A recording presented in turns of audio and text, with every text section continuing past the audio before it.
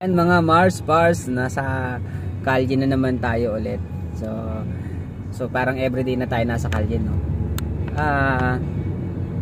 Gusto ko lang mag-real talk lang tayo, no. Isa sa real talk lang to, real talk lang.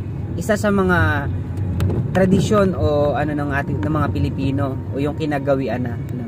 Yung lagi ko yung sinasabi even sa based sa my own experience. Yung mag-aasawa ka, parang nagmamadali, yung parang mauubusan ng lalaki at mauubusan ng babae, no?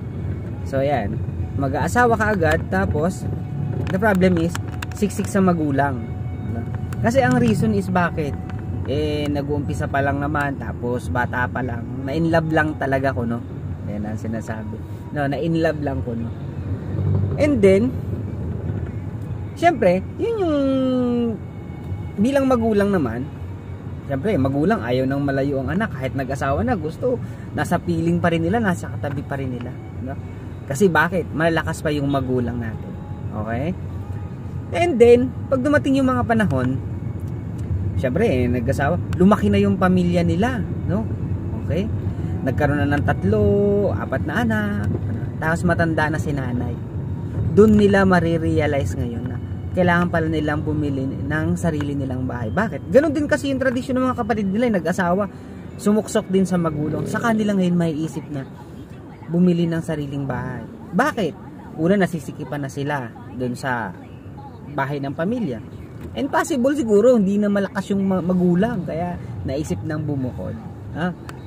Kaya lang ang problem na to, malaki na yung pamilya mo, mas marami ng expenses mo, tapos taon na, 10 o 15 taon na yung ginugol mo na nakasuksok ka sa magulang mo.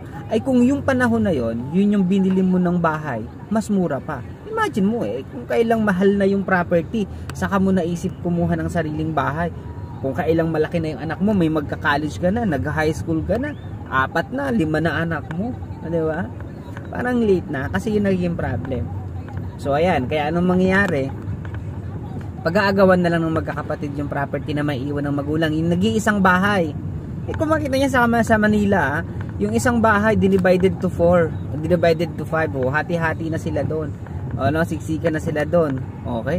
And then, kung 5 yung anak mo sa isang malaking bahay, sabihin natin yung bahay mo 100 square meter, hahatiin mo sa 5. Tig-ilan kayo? Tig 20 square meter kayo. Di ba?